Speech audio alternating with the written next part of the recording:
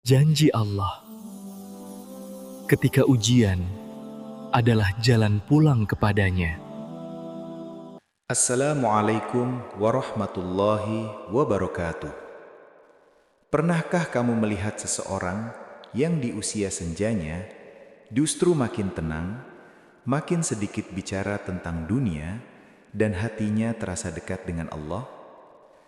Banyak orang mengira itu hal biasa, padahal tidak semua orang diberi isyarat seperti ini. Masya Allah, ada isyarat-isyarat lembut yang Allah berikan kepada ahli tahajud sebagai persiapan menuju akhir hidup yang indah. Jika kamu sedang istiqomah tahajud atau melihat tanda ini pada orang yang kamu cintai, dengarkan video ini sampai selesai. Bismillah, kita mulai. Tidak semua orang diberi kesempatan untuk mempersiapkan akhir hidupnya dengan tenang. Sebagian manusia pergi dalam keadaan tergesa, penuh penyesalan dan masih terikat kuat dengan dunia. Namun, ada pula hamba-hamba tertentu yang justru ditenangkan hatinya sedikit demi sedikit, seolah Allah sedang membimbingnya pulang dengan lembut. Mereka bukan orang yang sempurna, bukan pula yang hidupnya tanpa dosa, tetapi mereka memiliki satu kebiasaan yang jarang dilihat manusia dan sering disaksikan langit. Tahajud, sholat di waktu sunyi, saat kebanyakan manusia terlelap, saat dunia terasa sangat jauh, dan hanya ada satu tujuan, berdiri di hadapan Allah dengan hati yang jujur. Orang yang terbiasa tahajud, pelan-pelan mengalami perubahan. Bukan perubahan yang mencolok di mata manusia, tetapi perubahan yang dalam dan halus di dalam jiwa. Menjelang akhir hidupnya, perubahan itu semakin terasa. Bukan dalam bentuk harta yang melimpah, bukan pula kedudukan yang semakin tinggi, tetapi dalam bentuk ketenangan yang tidak bisa dijelaskan dengan kata-kata. Banyak keluarga yang bercerita, beliau belakangan ini lebih diam, tidak lagi banyak mengeluh, seperti sudah tidak mengejar apa-apa. Padahal disitulah salah satu isyarat lembut dari Allah.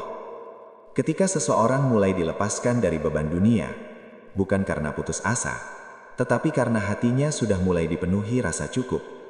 Ahli tahajud perlahan kehilangan kegelisahan yang dulu sering datang. Hal-hal kecil yang dulu mengganggu, kini terasa remeh. Masalah yang dulu membuat dada sempit, kini diserahkan sepenuhnya kepada Allah. Bukan karena tidak peduli, tetapi karena mereka sudah belajar satu hal penting di sepertiga malam, bahwa tidak semua hal harus dikendalikan oleh manusia. Di saat itulah, Allah mulai menggantinya dengan ketenangan. Orang-orang di sekitarnya sering heran, kenapa beliau terlihat tenang padahal kondisi tubuhnya menurun? Kenapa wajahnya justru terlihat lebih damai? Karena pada fase ini, Allah sedang menutup pintu kegelisahan dan membuka pintu ridho. Tahajud bukan hanya sholat, ia adalah proses panjang pembentukan jiwa. Setiap bangun di malam hari, sebenarnya seseorang sedang belajar melepaskan dunia, meninggalkan kasur yang hangat, meninggalkan mimpi yang indah, untuk memilih berdiri di hadapan Allah. Dan kebiasaan itu pelan-pelan membentuk hati yang tidak bergantung pada dunia. Maka tidak heran, ketika dunia mulai menjauh darinya, ia tidak panik, tidak memberontak, tidak pula merasa kehilangan segalanya. Karena sejak lama, hatinya sudah dilatih untuk bergantung pada Allah saja.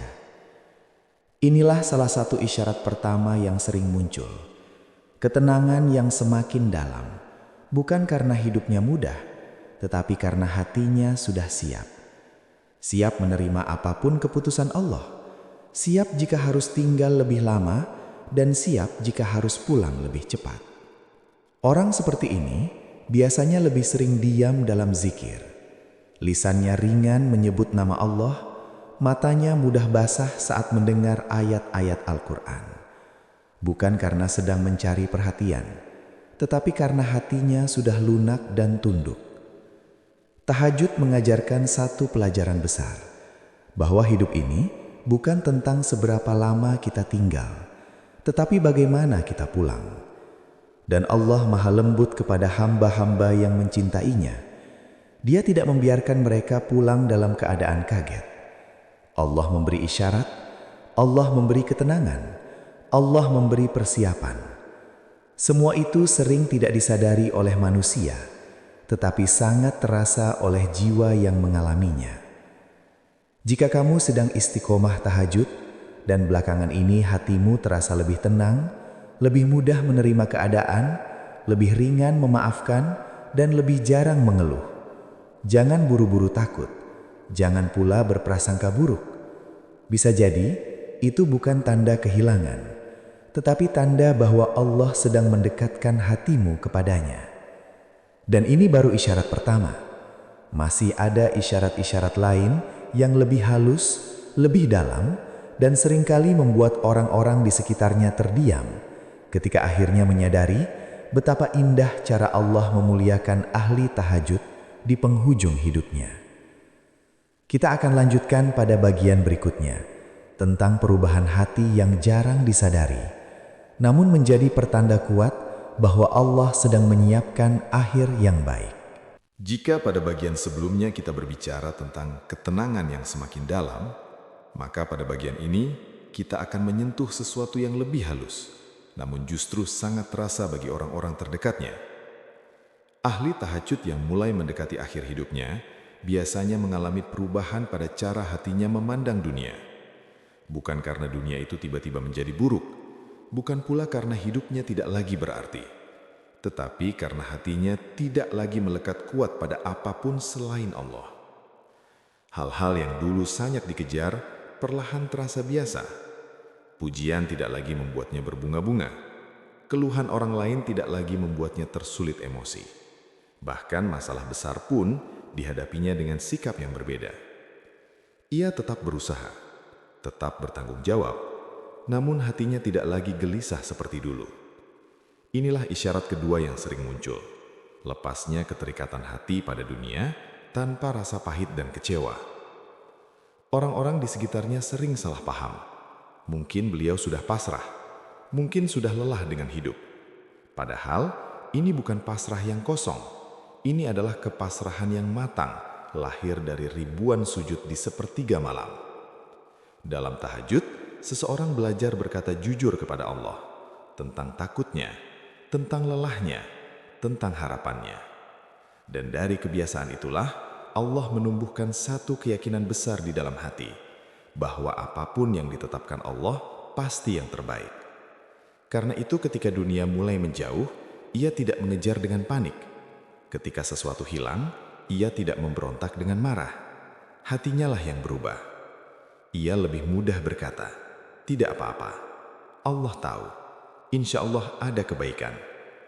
Kalimat-kalimat ini keluar tanpa dibuat-buat, tanpa paksaan, tanpa ingin terlihat saleh, karena ia benar-benar merasakannya. Isyarat ketiga pun mulai tampak. Hatinya menjadi sangat lembut, terutama kepada manusia.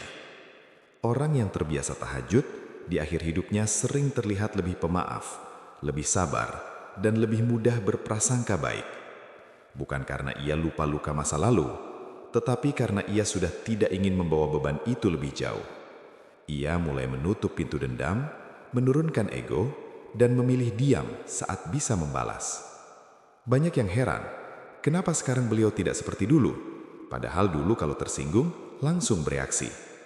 Justru disitulah letak kematangannya. Tahajud mengajarkan satu hal yang sangat dalam, bahwa tidak semua luka harus dibalas, dan tidak semua kesalahan orang lain harus diselesaikan di dunia.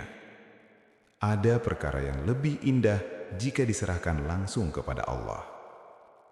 Allah berfirman dalam Al-Quran bahwa Dia mencintai orang-orang yang menahan amarah dan memaafkan manusia.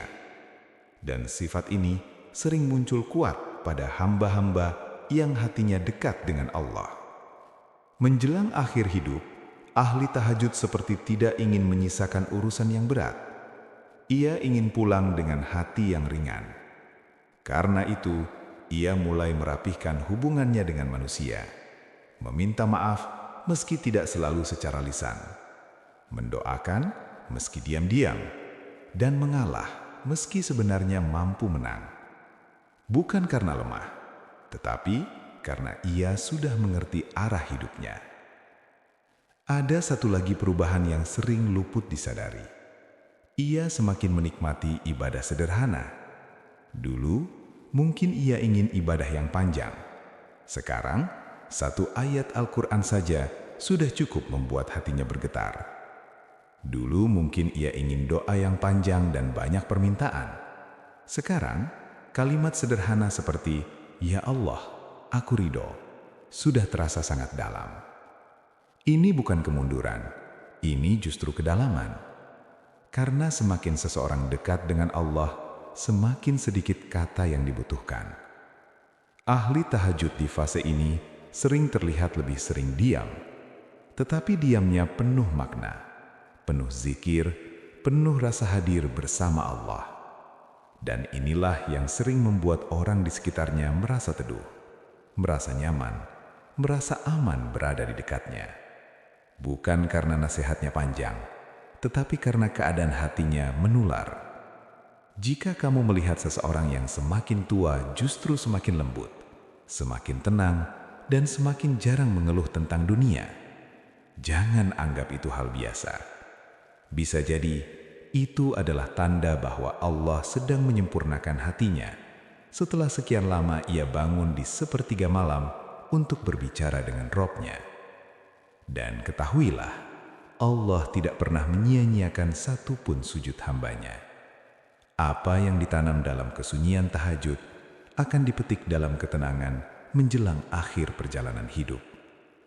Namun masih ada isyarat lain yang lebih dalam, lebih menggetarkan, dan seringkali baru disadari setelah seseorang itu benar-benar pergi. Ada satu fase yang sangat halus, namun sangat menentukan, yang sering dialami oleh orang-orang yang istiqomah tahajud menjelang akhir hidupnya. Fase ini jarang dibicarakan, bukan karena tidak penting, tetapi karena hanya bisa dirasakan, bukan dijelaskan dengan mudah. Pada fase ini, ahli tahajud mulai mengalami kedekatan batin yang sangat dalam dengan Allah. Bukan sekedar rajin ibadah, bukan sekedar banyak amal, tetapi rasa hadir bersama Allah yang semakin kuat di dalam hatinya. Ia sering terlihat diam, namun bukan kosong. Diamnya penuh kesadaran, penuh zikir, penuh pengakuan bahwa hidup ini sepenuhnya milik Allah. Di saat-saat seperti ini, doanya berubah. Jika dulu ia banyak meminta, kini ia lebih banyak berserah. Jika dulu ia sibuk menyusun harapan, kini ia sibuk menata hati. Ia tidak lagi terlalu khawatir tentang apa yang akan terjadi, karena hatinya sudah sampai pada satu keyakinan. Apapun keputusan Allah, itulah yang terbaik. Inilah isyarat keempat yang sering muncul. Doa yang semakin sedikit, namun semakin dalam. Banyak orang mengira doa yang baik adalah doa yang panjang. Padahal ada fase di mana doa menjadi sangat singkat, namun penuh makna. Kalimat seperti, "Ya Allah, aku ridho. Ya Allah, Engkau lebih tahu. Ya Allah, aku titipkan semuanya." Kalimat-kalimat ini keluar dari hati yang sudah selesai dengan dunia. Selesai bukan berarti benci, tetapi tidak lagi menggenggam erat. Ahli tahajud pada fase ini tidak sibuk menceritakan amalnya, tidak sibuk menonjolkan kebaikannya, bahkan sering merasa amalnya sangat sedikit. Ia justru merasa takut jika amalnya tidak diterima. Dan rasa takut inilah yang membuatnya semakin rendah hati. Ia sering menangis bukan karena masalah dunia, tetapi karena merasa belum cukup bersyukur, belum cukup taat, belum cukup ikhlas. Tangisnya sunyi, tidak dramatis, tidak untuk dilihat manusia. Inilah isyarat kelima yang sering menyertai hati yang sangat lembut dan mudah tersentuh oleh ayat-ayat Allah. Satu ayat saja bisa membuat dadanya bergetar. Satu doa saja bisa membuat matanya basah. Bukan karena ia lemah, tetapi karena hijab di hatinya semakin tipis. Ahli tahajud di fase ini seperti sedang dipersiapkan untuk perjumpaan yang agung. Ia mulai sering mengingat kematian, Namun, bukan dengan ketakutan yang mencekam, melainkan dengan kesadaran yang tenang. Ia tahu, kematian bukan akhir, tetapi pintu. Dan Allah yang maha lembut tidak akan membuka pintu itu tanpa persiapan pada hambanya. Allah menenangkan hatinya. Allah melembutkan jiwanya. Allah membersihkan niatnya. Semua itu adalah buah dari kebiasaan bangun di sepertiga malam, ketika dunia sunyi dan doa naik tanpa penghalang. Tahajud bukan sekedar ibadah tambahan. Ia adalah proses penyempurnaan jiwa. Karena di waktu itu, seseorang benar-benar jujur pada dirinya sendiri. Tidak ada topeng, tidak ada pujian, tidak ada penilaian manusia. Hanya ada hamba dan Robnya. Maka, ketika ajal benar-benar mendekat, ahli tahajud tidak kaget, tidak terkejut, tidak merasa asing. Karena ia sudah sering bertemu Allah di waktu malam. Orang-orang di sekitarnya sering merasakan hal yang aneh. Suasananya berbeda, kehadirannya menenangkan, diamnya membawa damai. Bahkan setelah ia pergi, nama dan doanya masih sering disebut. Bukan karena ia terkenal, tetapi karena ia meninggalkan jejak ketenangan. Jika kamu hari ini masih diberi kesempatan bangun di sepertiga malam, jangan anggap itu kebiasaan biasa. Bisa jadi, itu adalah cara Allah sedang menyiapkan hatimu, sedang membimbing langkahmu, sedang memanggilmu dengan cara yang sangat lembut. Dan jika kamu belum mampu istiqomah, jangan putus asa. Satu langkah kecil di malam hari, satu sujud yang jujur, satu doa yang lirih, bisa menjadi awal dari akhir yang indah. Masih ada satu bagian lagi yang sangat penting, bagian yang akan merangkum semuanya dan mengajak kita merenung tentang apa yang sebaiknya kita lakukan selagi waktu masih ada. Pada akhirnya, setiap manusia akan sampai pada satu titik yang sama. Bukan titik ketika semua keinginan tercapai, bukan pula saat semua rencana selesai, tetapi titik ketika Allah memanggil kita pulang. Tidak ada yang tahu kapan, tidak ada yang bisa menunda, dan tidak ada yang bisa memilih caranya. Namun ada satu hal yang bisa dipersiapkan, keadaan hati saat panggilan itu datang. Itulah mengapa kisah tentang ahli tahajud selalu meninggalkan kesan yang dalam. Bukan karena mereka suci tanpa dosa, bukan karena hidup mereka selalu mudah, tetapi Allah memperlakukan mereka dengan cara yang sangat lembut di penghujung perjalanan. Allah tidak mengejutkan mereka. Allah tidak membiarkan mereka pergi dalam kegelisahan. Allah menenangkan hati mereka, setahap demi setahap. Lewat ketenangan, lewat pelepasan dari dunia, lewat kelembutan hati, lewat doa yang makin sederhana, dan lewat rasa ridho yang tumbuh perlahan. Semua itu bukan hadiah instan. Semua itu adalah buah dari kebiasaan kecil yang dilakukan dalam sunyi. Sujud-sujud yang tidak disaksikan manusia. Doa-doa yang tidak diunggah kemana-mana. Tangis yang hanya Allah yang tahu. Tahajud membentuk hubungan yang sangat pribadi antara hamba dan Robnya.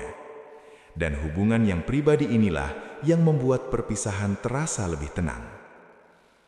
Orang yang terbiasa bangun malam tidak asing dengan keheningan, tidak takut dengan kesendirian, tidak panik saat dunia mulai menjauh. Karena ia sudah lama belajar bahwa yang paling setia menemani manusia bukan dunia, tetapi Allah. Itulah sebabnya, di saat tubuh melemah, jiwanya justru menguat. Di saat dunia terasa semakin jauh, akhirat terasa semakin dekat. Dan disitulah letak keindahannya.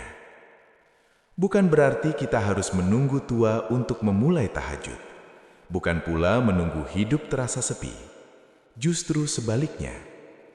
Tahajud adalah bekal agar ketika masa itu tiba, kita tidak kaget, tidak panik, dan tidak merasa sendirian.